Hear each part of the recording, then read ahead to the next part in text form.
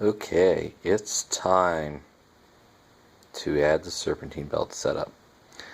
These are the plates that mount on the heads.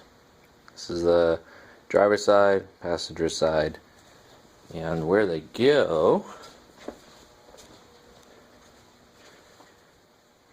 right here in this nice little area. The driver's side will wrap around the front cover a little bit, and the nice triangle from the passenger side plate just fits right up along the head there.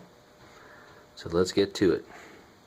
Okay, got a little bit more light going on in here. See the plate installed. These are recessed bolts, pan heads, and then there, notice that there's two sets of holes here.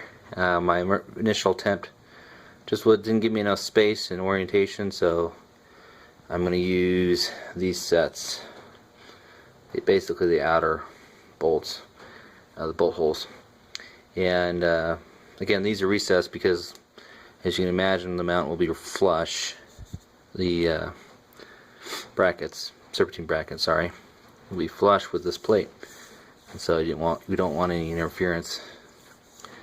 So, all right, let's get this this bracket all set up.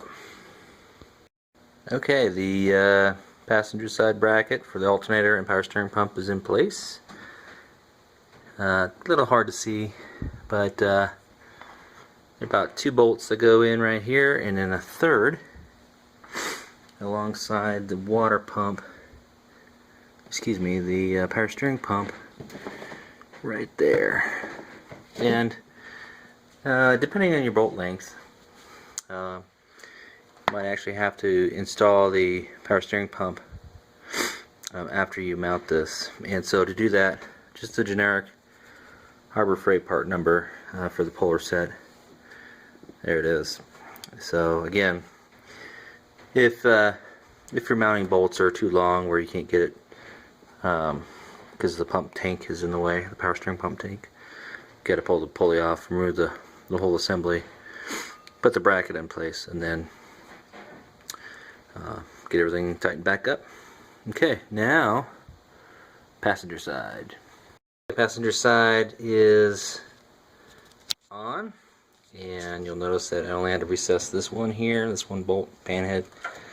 The rest of them are just standard bolts, and that's because the mounting for the AC bracket with tensioner is just slightly lower, so there's no real interference. So that's a good thing. So let's get that bracket on.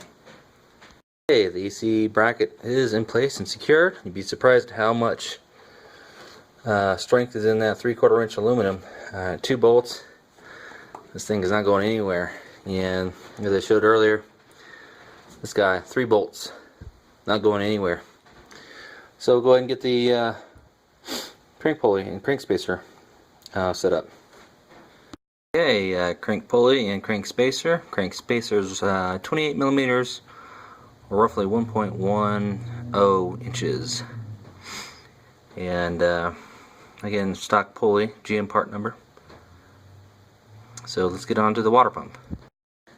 For the water pump pulley, I did add 3 washers, which is roughly 3.5 millimeters, or they actually measure out at 3.5 exactly, and that's for this aftermarket Ford pulley to go on there, 6 groove. Okay, get the fan shroud in, the fan in, and the belt on, and I just want to kind of show as best I can with the lighting how this is all set up. So there's the passenger side going down around the crank pulley, coming back up on the far side of the water pump, and coming back down around the power steering pump.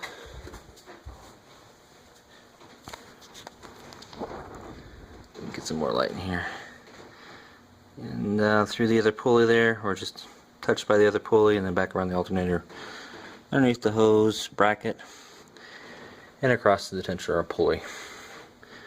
So that's the setup, ready to run. Of course, I can't run it at the moment. I got more pieces to put back on the car. but that's all it is.